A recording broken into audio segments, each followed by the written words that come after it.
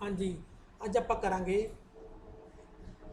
Partnership के question, चाहे वो एडमिशन के हो, चाहे रिटायरमेंट के हो, चाहे डेथ के हो, चाहे डिस्ट्रीब्यूशन के हो।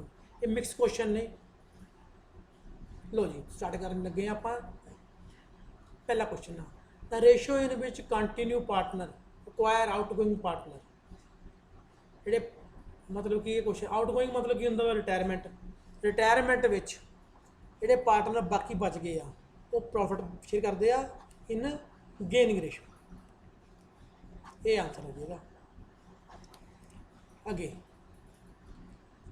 गुडविल ਕਿਹੜੀ ਐਸਰ है जी इंटेंजिबल, टेंजिबल, फिक्टिशियस या बोथ। इंटेंजिबल ਹੁੰਦਾ ਵਾ ਜਿਹਨੂੰ ਆਪਾਂ ਛੂ नहीं सकते, टेंजिबल ਜਿਹਨੂੰ ਛੂ सकते हैं। गुडविल ਨੂੰ ਆਪਾਂ ਛੂ नहीं सकते, देख नहीं सकते, ਆਪਾਂ ਸਾਰਾ महसूस कर सकते हैं in the form of profit. ਜੇ प्रॉफिट ਵੱਧ हो गया ਆਪਾਂ ਕਹਿੰਦੇ गुडविल ਚੰਗੀ है फर्म की, ये पैसे कमा रही है, इस करके ये आंसर हो गया B, that is intangible. Tangible कौन होंगे ने जिवें land, building, plant, machinery. Intangible की हो गई goodwill, patent, copyright, software, computer software, so etcetera. Which the following is not reconstitution of partnership. But reconstitution की होंगे वा पार्टनरशिप कोई चेंज हुई है, चाहे एडमिशन हुई हो, चाहे रिटायरमेंट हुई हो, चाहे डेथ हुई हो, चाहे प्रॉफिट रेशो चेंज की हो, that is call reconstitution of partnership. हम सिर्फ डिसोल्यूशन वा ये एडमिशन भी उन्हें क्या नॉट किया वा, एडमिशन भी हुई है, ए भी है वा, सी भी है, डी भी है वा, मतलब बी नहीं है। ओके, बी आंसर है जी। Next in the event of death of partner the amount of general reserve. बंदा मर गया, पार्टनर मर गया, तो जनरल रिजर्व नूं आपां ट्रांसफर करांगे पार्टनर कैपिटल अकाउंट विच। विच old ratio, new profit ratio, capital ratio, none of these in old profit ratio. याद रखियो, ये आंसर है जी।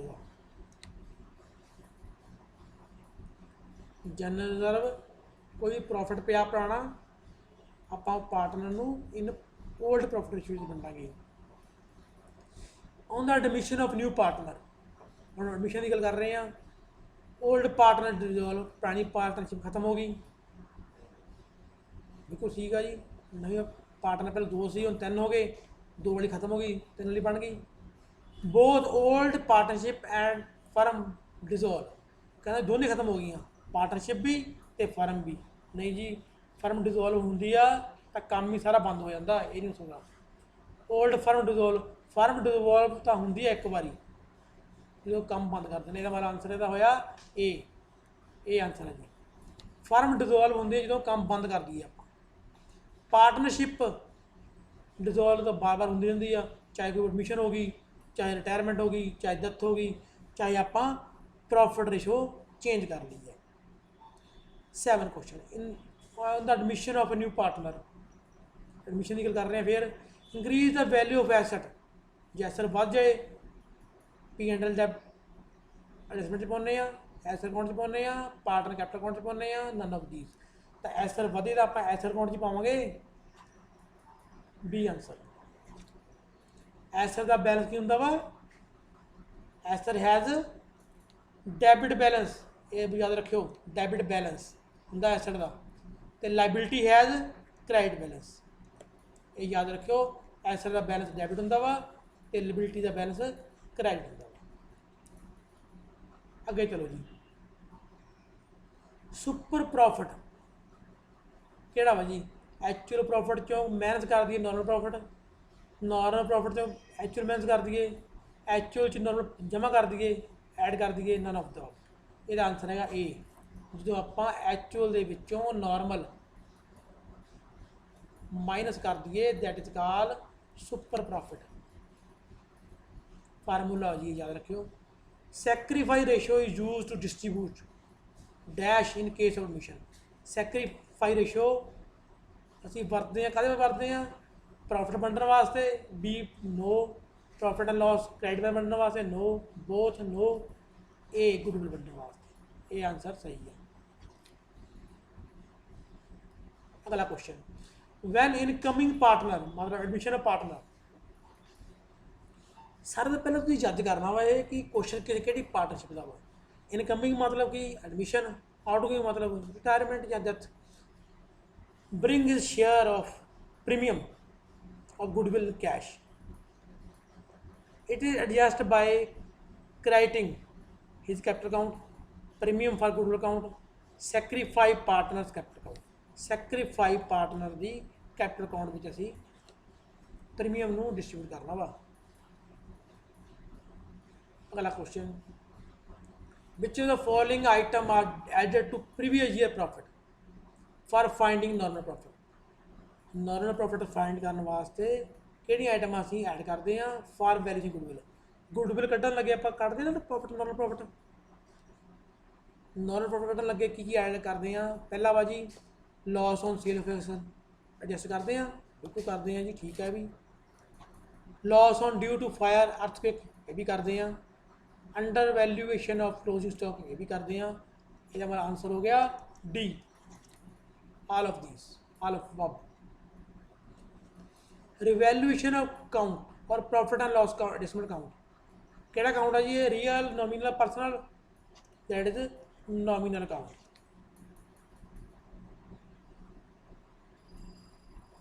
उस तो बाद partner who share increase as a result change in profit ratio is known as, जो पार्टनर का शेयर बढ़ जाए that is gaining ratio, gaining partner कर रहा हो, ये बढ़ूगा तो की करूँगा?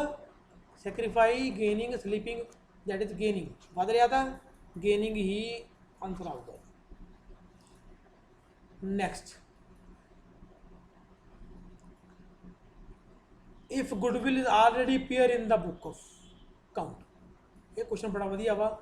Goodwill already book of pair मतलब कि बैलेंस शीट गुडविल पई आ टाइम ऑफ रिटायरमेंट से, then it is should be written off in old ratio, new ratio, sacrifice ratio. D answer जी, old ratio. A firm is reconstituted when there is a death of a partner, retirement of partner, all of these, admission. आप reconstitution कर चुके हैं जी, ये सारे all of these होंगे आ। D C answer है।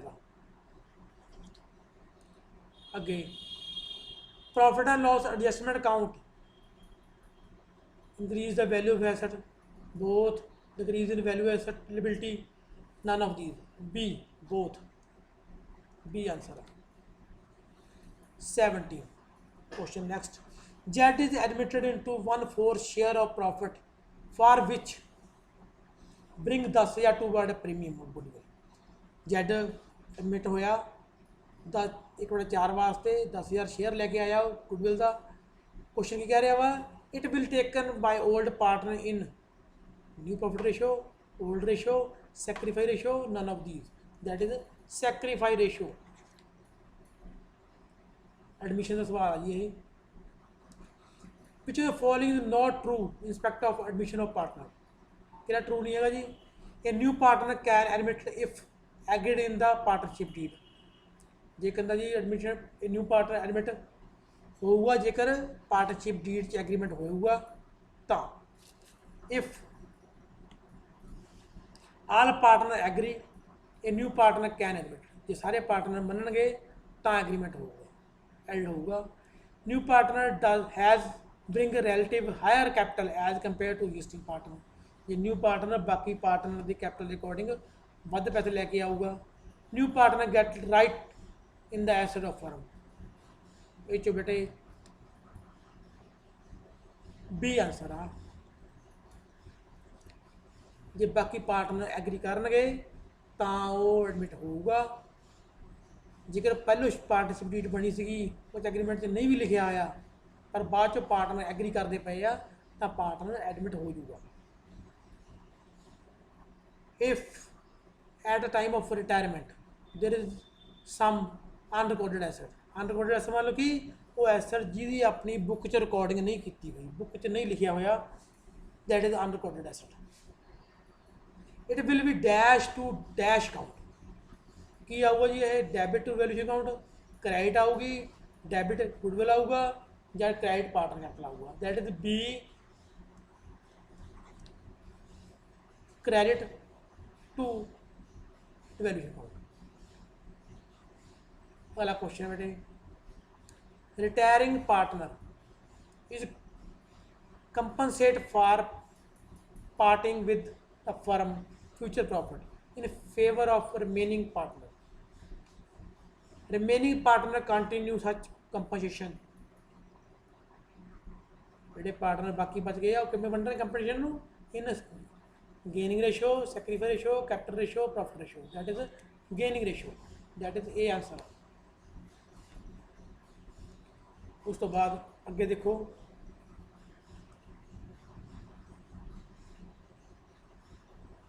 if any asset taken over by partner from the firm dash count be debit। जो asset partner ने ले लिया वा तो कैपिटल काउंट भी डेबिट। पार्टनर एसेट ले रहे हैं ना, एसेट टेकन बाय पार्टनर का मतलब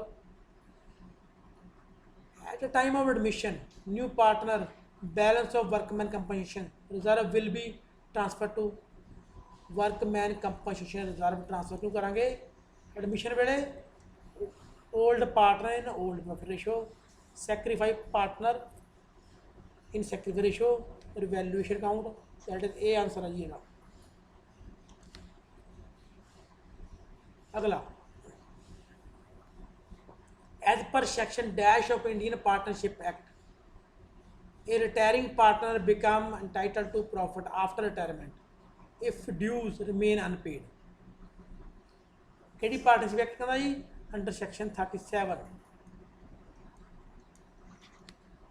डी आंसर। 73 26 4 नहीं है।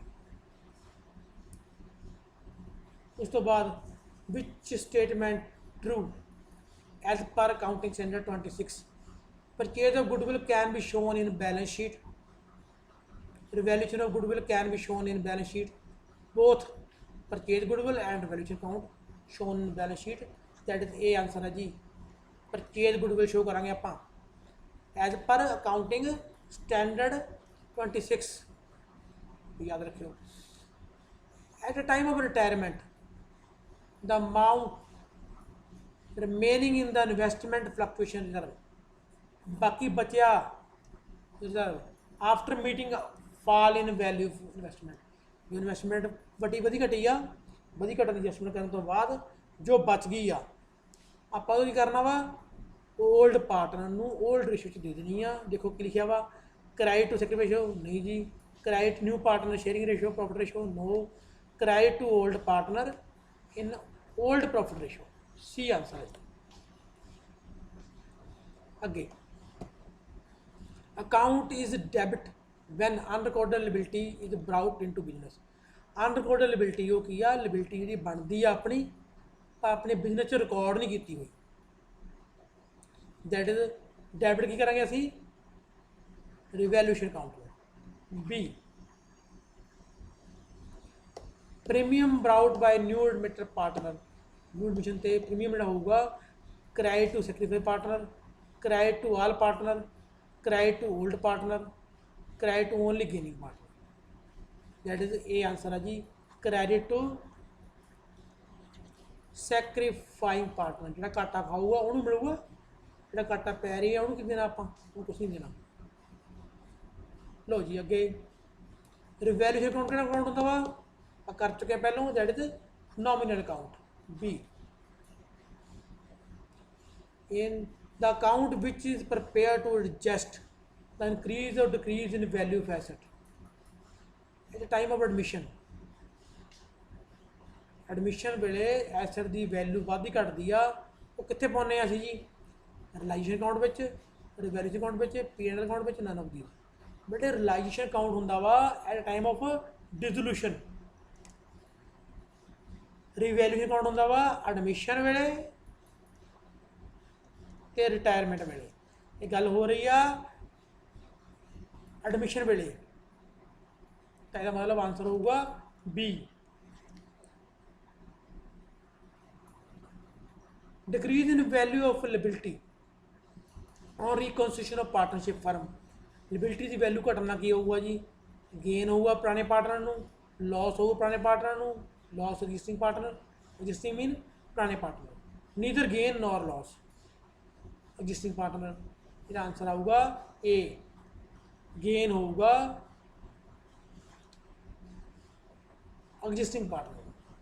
जो लिबिलिटी घट गई है, लोगों ने पैसे घट देने, प्रॉफिट ही होगा, तो होगा नू पुराने पार्टनर होगा, नवा पार्टनर तो आया नहीं गा। जनरल रिजर्व, ये क्वेश्चन भी ध्यान दो। General reserve at time of admission of partner transfer to revaluation account, old partner capital account, partner capital account, both. हम बेटे बच्चे कई बार क्वेश्चन टिक कर देंगे आ, देखो रिवेल्यूशन अकाउंट तो आना ही नहीं गा, ये तो काटा ही मारता। जनरल रिजर्व है ना, ये तो आना ही नहीं गा, ये तो पार्टनर की कैपिटल च आना, ओल्ड रेशो विच, इन ओल्ड रेशो, ओल्ड रेशो याद रखियो, ओल्ड रेशो च होंदा कोई भी रिजर्व पिया होए बननी, आप याद रखना, आप ध्यान दिओ। हुण क्वेश्चन एक old partner capital account, partner capital account, both A and B.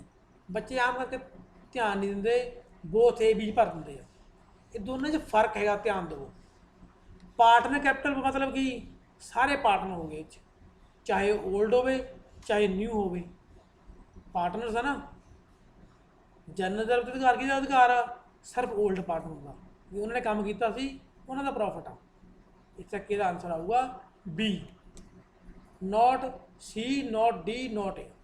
ठीक है जी, ध्यान दिओ पता ये गल, ये बहुत जरूरी चीज़ नोट करनी है। आंसर है बी है, ये क्वेश्चन बहुत इंपोर्टेंट वा, एक भुंडी का क्वेश्चन आ, आप उस टाइम कन्फ्यूज होए होंगे आ, तो आपू ध्यान नहीं देंगे, जल्दी जल्दी आंसर ला दें। यहो जिहा क्वेश्चन नूं बहुत ध्यान नाल पढ़ना वा, तो जो अपना गलत ना होवे।